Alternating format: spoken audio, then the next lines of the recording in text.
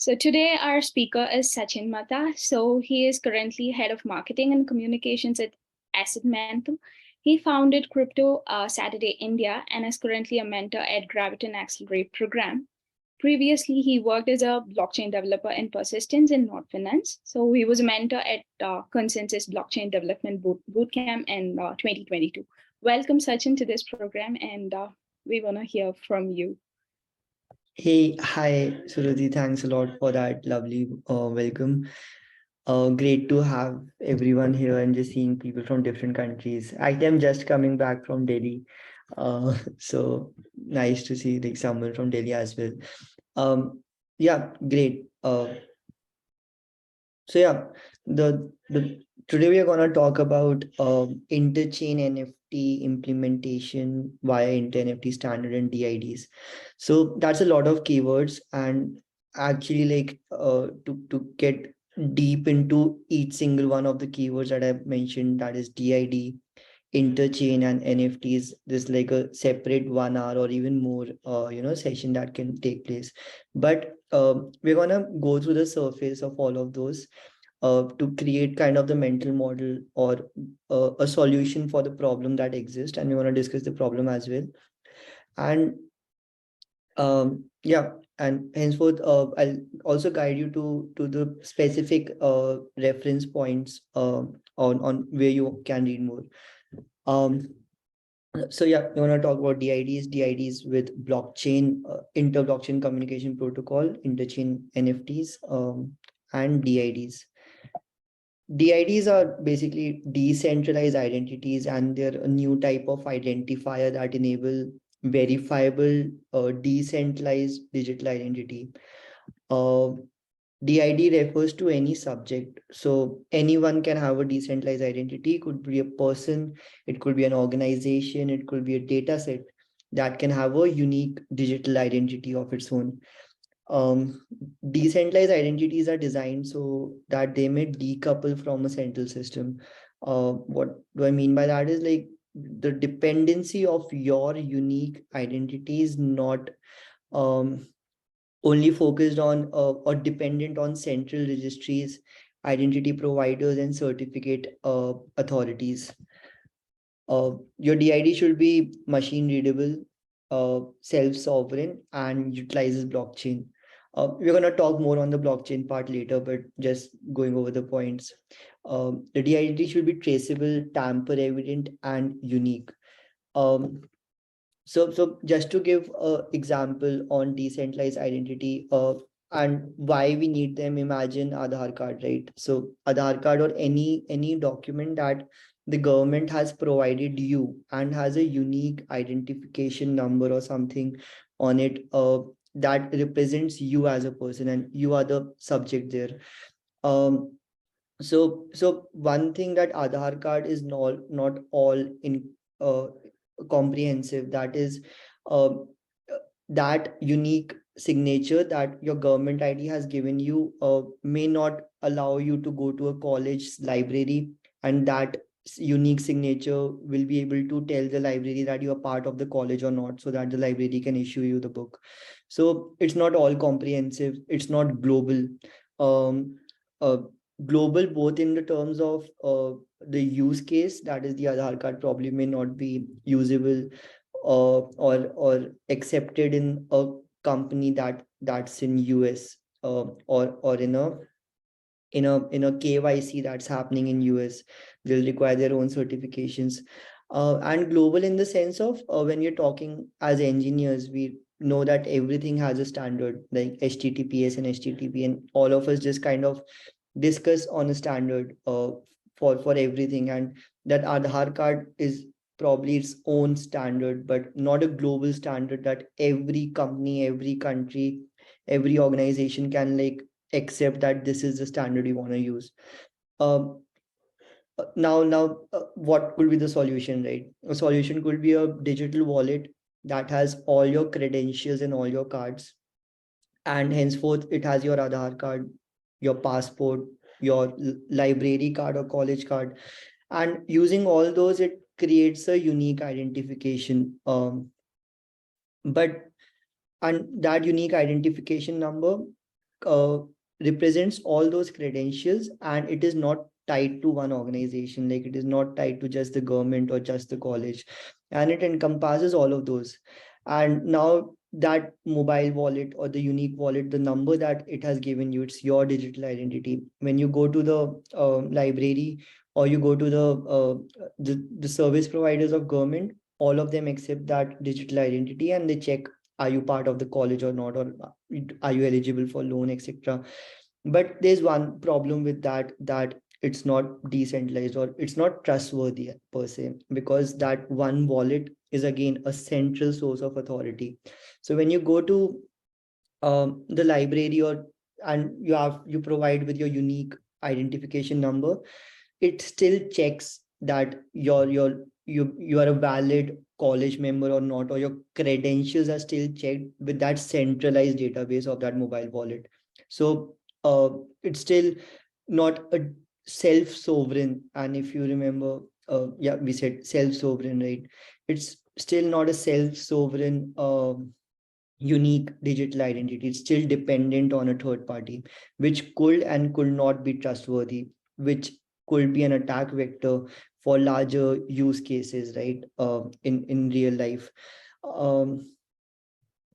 Yeah. So what's the solution for that? The solution for that is decentralized identity. That is the identity that you are creating. You're creating it by yourself, and you're storing that identity on the blockchain. So it is not dependent on any third party. Um, to give another example that's more related to the real world use case, so DID is embedded in verifiable credentials, or VCs. VCs are unique stamp that attest some information. Just for an example, let's say you are going to apply for car loan, and you provide them with your DID, or decentralized identity. Your DID will have a DID document. So your DID string, that is your unique identity, refers to your DID document, which has multiple verifiable credentials. One of them could be, let's say, driving license. And the driving license, the government authority has attested with your digital identity that this person holds the driving license. And henceforth, when you apply for the car loan, you give them your decentralized identity via cryptographic methods, without contacting the driving school authority, without any central authority restrictiveness or dependency of any central authority. They can just take your decentralized identity, see if the verified credential or VC, that is your driving license, could be your passport, etc., and verify that they are authentic via cryptographic verification, which could be, let's say, the driving school. Just for example, now cryptographic verification could be multiple ways of verifying anything cryptographically. Could be zero knowledge proofs or anything else.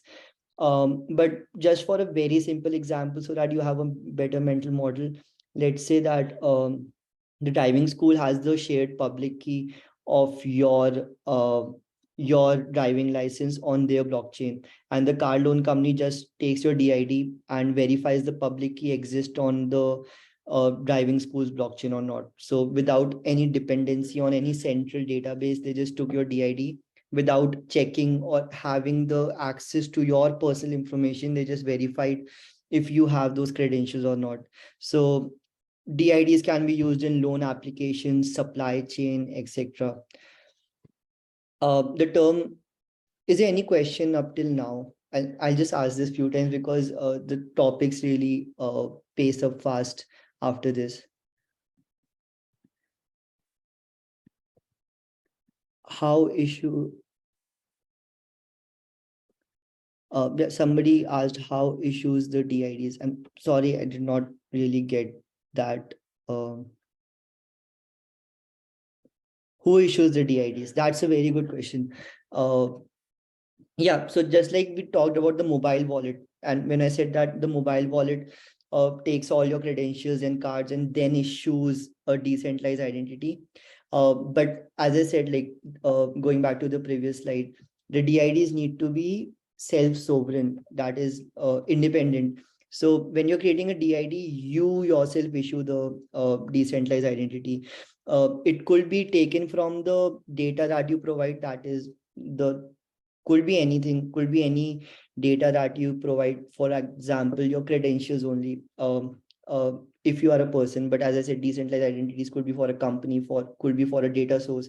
Basically all these digital identities transacting seamlessly in a decentralized economy. So you have to imagine a mental model where uh, data sets and humans all have certain metadata or certain data from which they created decentralized identities, and in a decentralized economy all of them are transacting. But yeah, for DID you yourself kind of generate the decentralized identity and then upload it on blockchain. So you use whatever data you want to use, or whatever the model that is created, probably your verify credentials. What if you are lying? That's a good question. So uh, the lying aspect actually comes in play when we're talking more on the real world use cases. For NFT, metaverse, GameFi economies, where the DIDs and the data models just coordinating with each other, all your credentials and all your all your data is kind of digital only. Like let's say you are metaverse character, all your achievements are linked to that identity, and henceforth like you just need an identity and then you build on that. But yeah, for real world use cases, let's say you're saying that what if I'm lying with my Aadhaar card? This is where verifiable credentials come in play, that you create your decentralized identity and then you link your Aadhaar card, your driving license, as verifiable credentials that the third party verifies that this decentralized identity holds. So to look at the larger problem that it can solve is that on this digital economy, you have one identity that can link multiple verifiable credentials. One standard that can be used in blockchain, that is stored in blockchain, and henceforth everybody can access it. Now, if you go to a bank, you need to do KYC twice. Once, let's say, even if you're applying for loan and you have done KYC with that bank, you have to do it again, because banks have different data set even in their own organization. Different banks, different KYCs, right? And with DID and using cryptographic verification, probably like zero knowledge, everybody can verify about your driving license, which the third party government or anybody has attested, without actually getting access to that credential. And now your one DID can just be used across banks, across metaverse, across games, and across the entire economy. I hope I answered your question.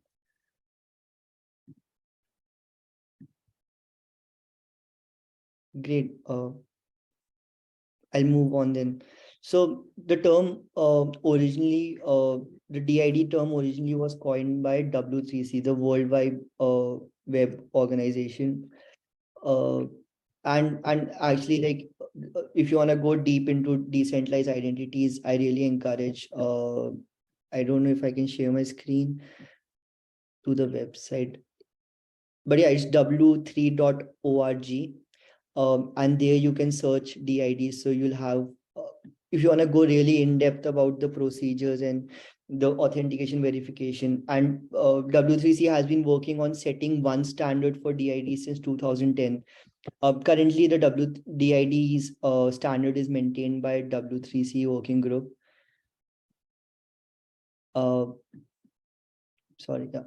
The design goal being a globally unique identifier anybody can generate without a central authority. Again, that you can generate yourself.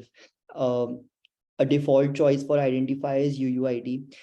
It's a 128-bit string. And basically, if everybody is generating the DID on their own, so you need a lot of randomization so that nobody creates or generates the same decentralized identity string. So UUID has a lot of randomization space, and that's why it was chosen as a default choice for identifier. Default choice for the document is JSON. That is where your metadata or the data is stored. I see a lot of question. Okay, no, this is chat. Key terms for to just to note our URI. So URI is basically your string or DID string that refers to a document. So your DID string or DID refers to a document or metadata. So document basically stores all the metadata that is associated with your DID. Let's assume that you are the subject and for you the DID is being created. So the URI is not the subject. I mean, URI does not represent you. It's just a string that redirects to the document, and that document is all about the subject, that is the person, the company, or the data set. And henceforth, like the subject is mostly outside the box. It's just the URI string that is referring to a document that defines the subject.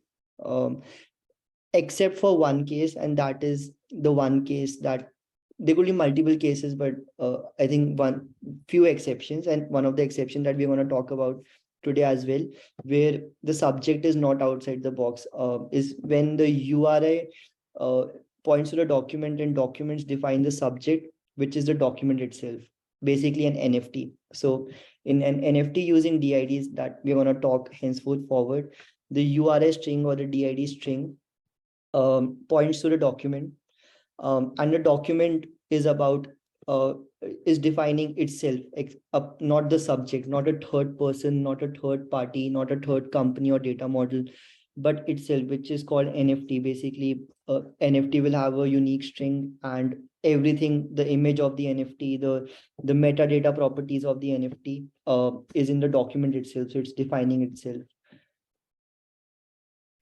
Where can you find more on the WCC DID working group? I'll share the link in the chat as we go forward.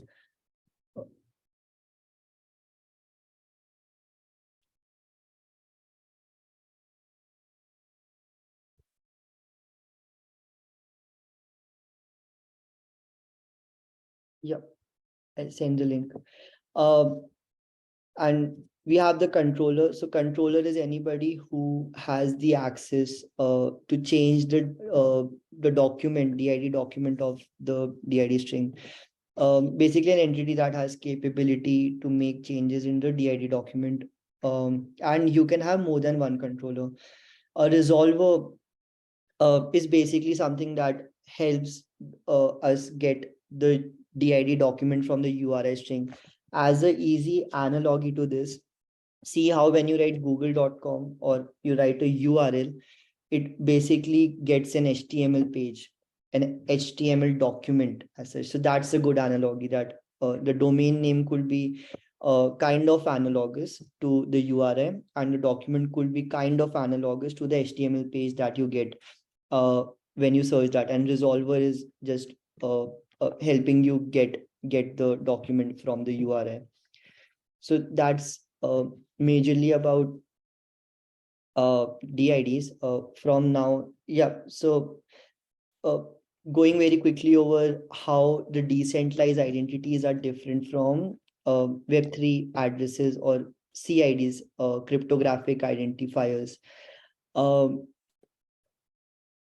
How, just to get like access, just to assess the audience, would be great if you can write on chat if you guys know about Ethereum.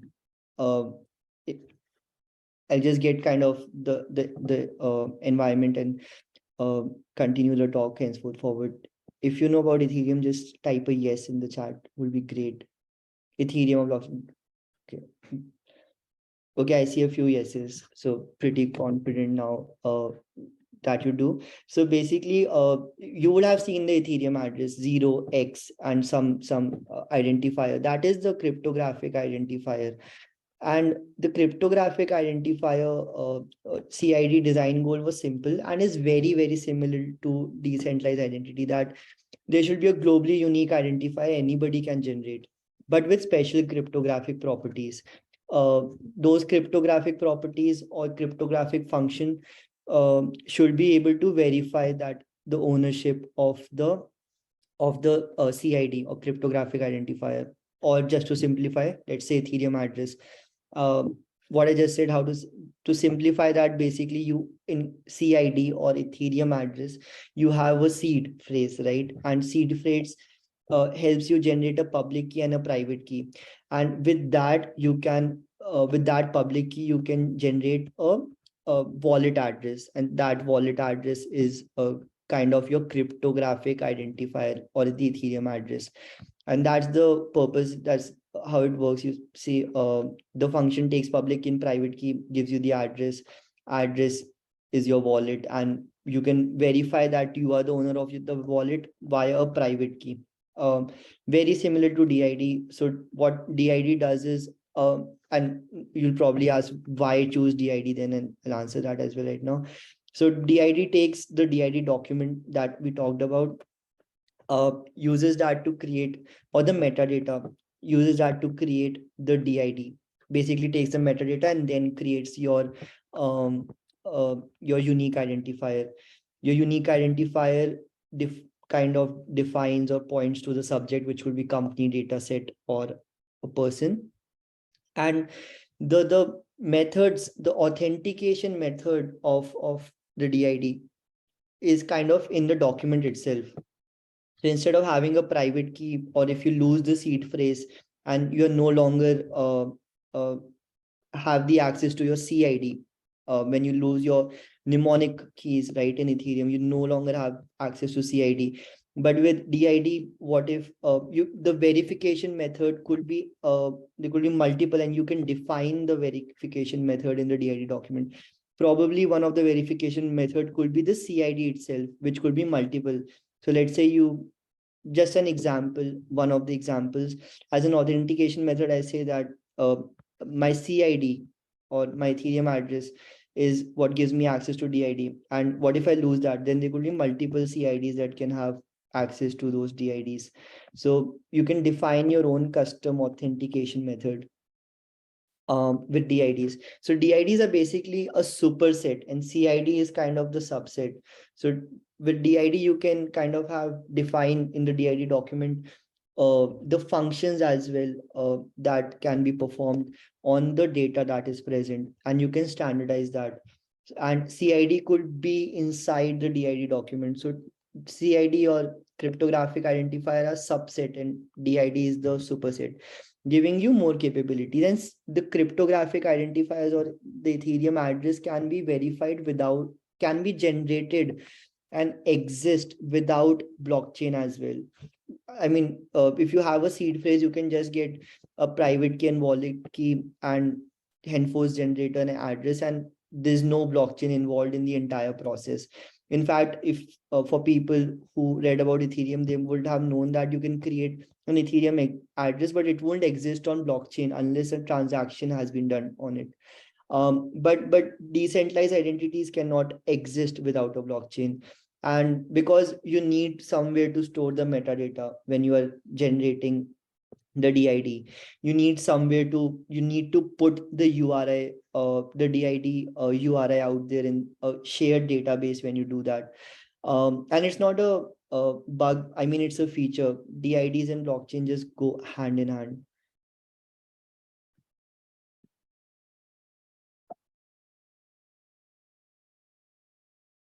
Uh, Yeah, so what are inter-blockchain communication protocol? This was all about decentralized identities, and this was just forming the base for the next 20 minutes. Any question for DIDs up till now, and then we'll go forward for inter-blockchain communication. Are there any visual representation, illustration of how each of these method works?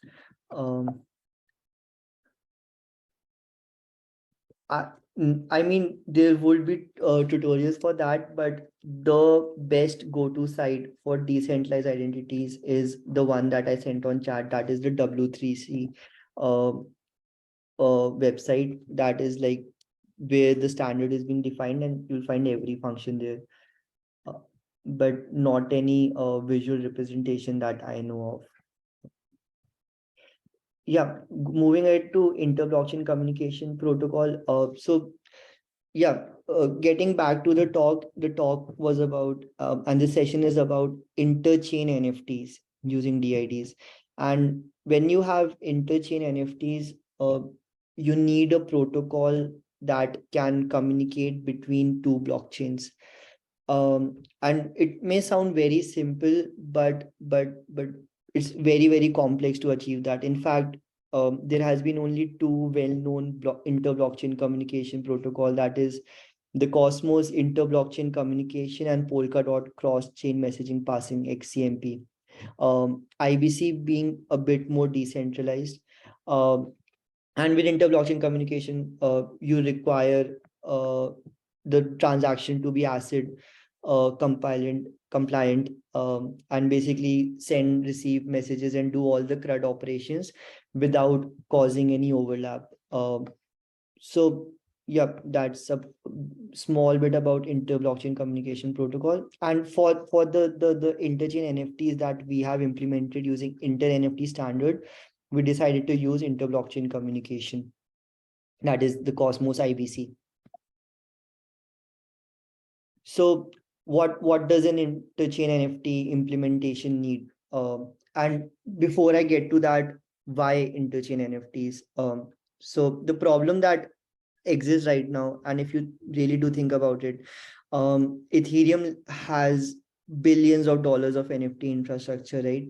And that includes metaverse, games, fintech industries and enterprises.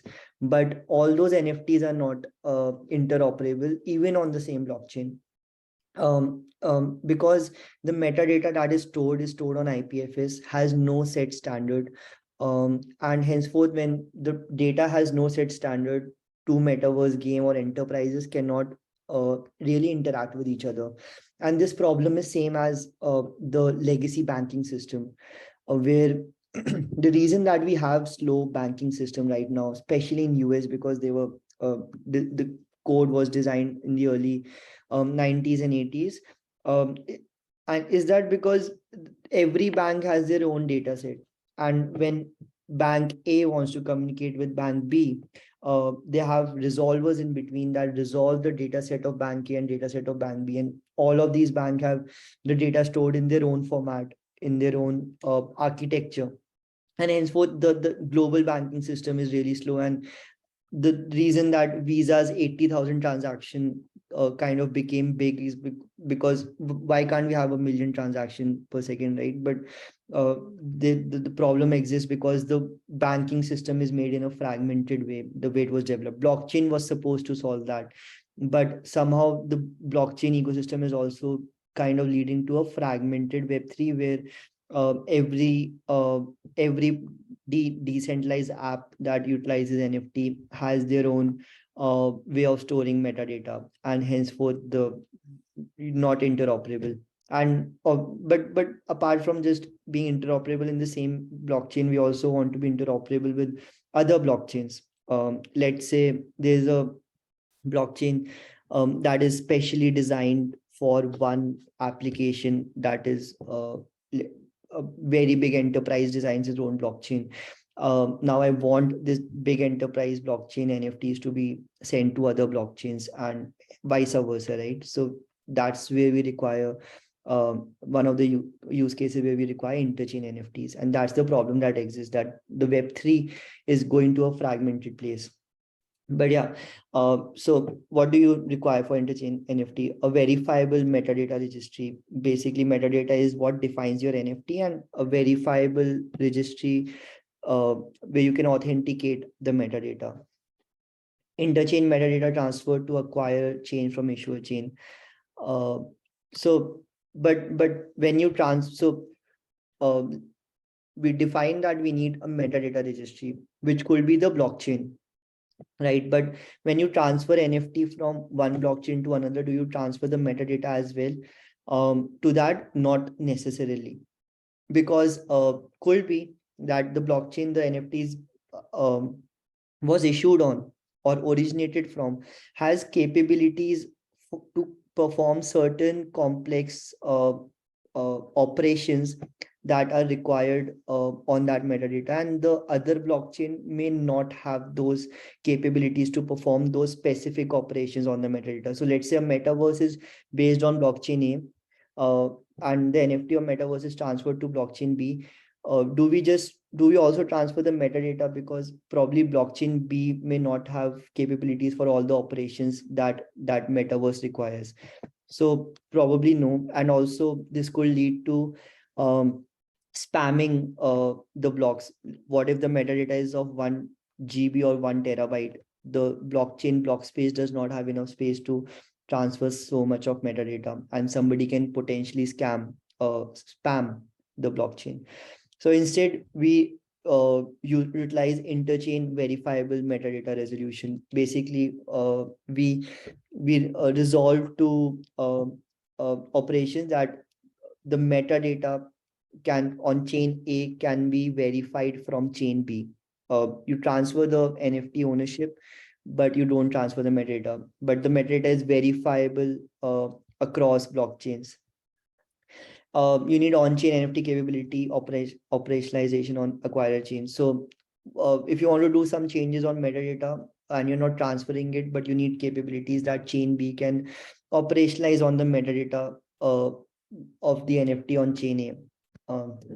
You require a authentication method on the acquirer chain. Do this person really owns the NFT? And for that, again, you're you just verifying it from the chain A or the issuer chain. So in all circumstances, you just kind of need capabilities that the chain on which the NFT is sent can parse, validate, authenticate the metadata or the data of that NFT, which is stored on chain A. Yeah, do we have all these components required? So one, we require NFT operationalization and metadata standardization. Metadata standardization being, as I said, the reason Ethereum NFTs are not interoperable with each other, because everybody is storing metadata in their own format. And we need capabilities to operationalize on that metadata for complex use cases as well. So NFT operationalization can be kind of um, relate to DID methods. DID methods are functions that kind of standardize the operations that can be performed on DID document. And you require metadata standardization, which is the DID document. So both these problems can be kind of solved using the DID architecture. Um, so you can have secure NFT mutation logic by controller of DID document on issuer chain. Uh, Basically, what is saying that you can have secure operationalization on the DID document, or AKA metadata on the issuer chain. And the NFT mutation logic is secured because defined and specified in DID methods. So you have certain set of functions that are defined and can be used and are standardized. NFT metadata resolution across chain as DID URI resolution. So basically you can use, so when NFTs are sent from chain A to chain B, the URI is sent from chain A to chain B and the metadata stays on the chain A. And henceforth the ownership, the URI, because the URI points to the DID document, uh, the metadata stays on chain A, but the ownership of that NFT is passed from chain A to chain B. And using that URI or ownership, you can kind of parse the metadata that is stored on chain A. And henceforth, utilizing such architecture, you can have a single wallet for multiple NFTs as well. Instead of passing 15,000 smart contracts and checking what are the functions that every smart contract has, which is a very complex task, and henceforth, like, NFT wallets are really complex to make. You can just pass for the ownership of ownership tokens or URI of the NFTs that you have across any blockchain, and just parse the metadata from the issuer chain. Any questions up till now?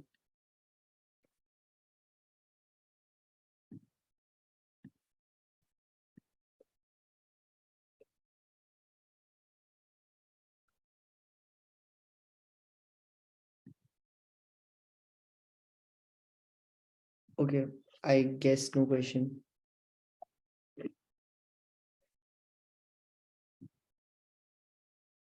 So, for so Asset Mantle is a layer one blockchain that kind of implements this architecture for interchain NFTs, and that is where I work at as well. And this is a solution for interchain NFTs. We utilize DPoS, that is Tendermint Core Consensus Engine. Um, InterNFT standard. So the DID document or the metadata is stored in something called InterNFT standard, and you can actually search at the internft.org if you want to be part of the working group, if you want to be part of development with us. It's an open source project, open source blockchain. So you can actually contribute to DID and InterNFT research and development, or if you can also create your own application project infrastructure tooling on the Asset Mantle blockchain, if you're interested. So InterNFT standard is basically a set standard of metadata that is present in the DID document. So it has 22 fields that are standardized.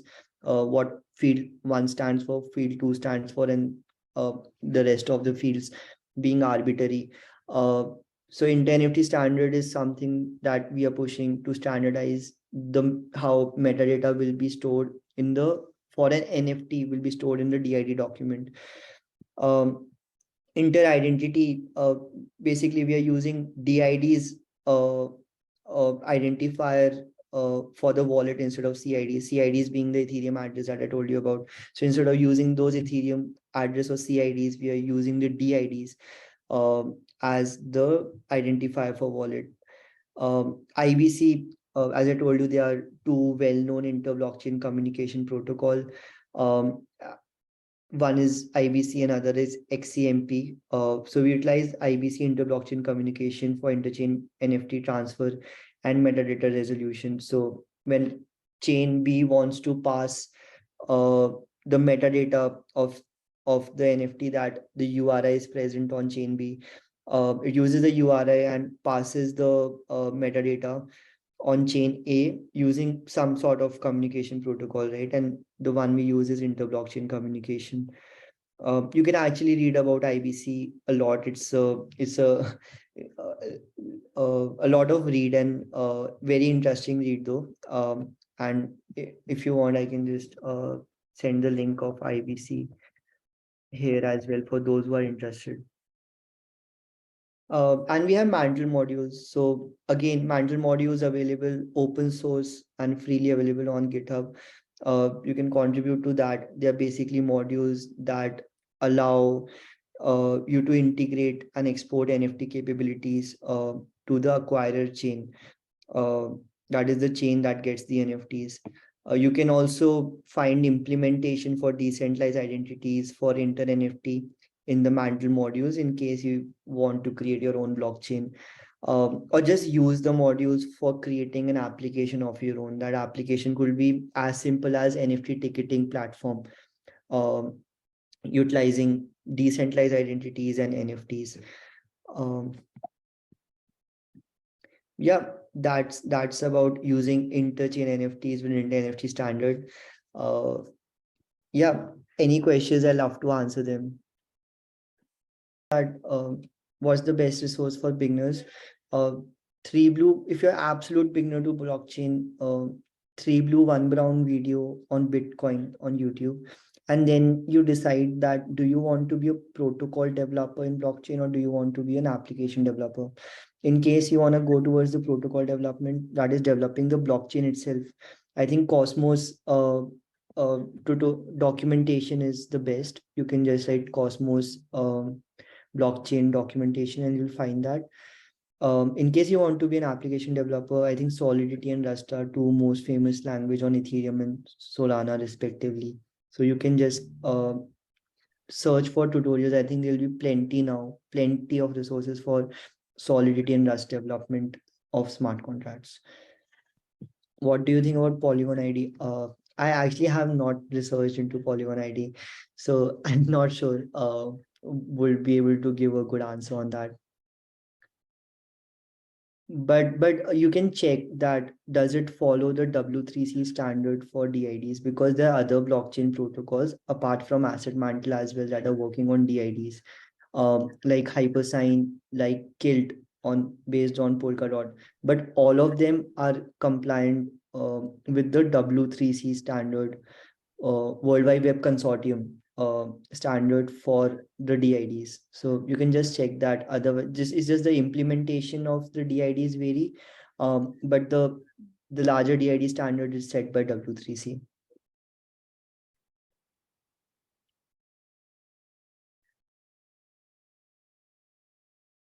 How to create my own DID? Do I have to be a coder? So you can create your own decentralized identity on Asset Mantle right now. In fact, if you want to check out, but obviously the use case is restrictive to as much as the Asset Mantle decentralized identities go forward. But just to kind of get the feel, you can check out, and I'll type it as well, marketplace.assetmantle.one. Right? And you can create an account. So that account that you create will be a decentralized identity for you. But if you want to create your custom decentralized identity, I think, yeah, you'll have to kind of go deep into the W3C specs and kind of create your own implementation. Which blockchain books for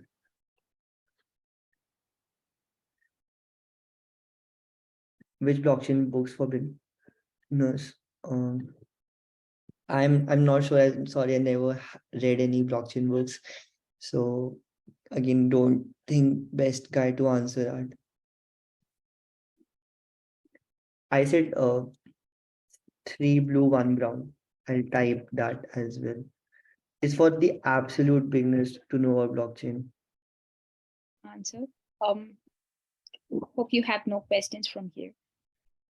Thank you so much for sharing the information. Thank you, Sachin, so much for the Thank you.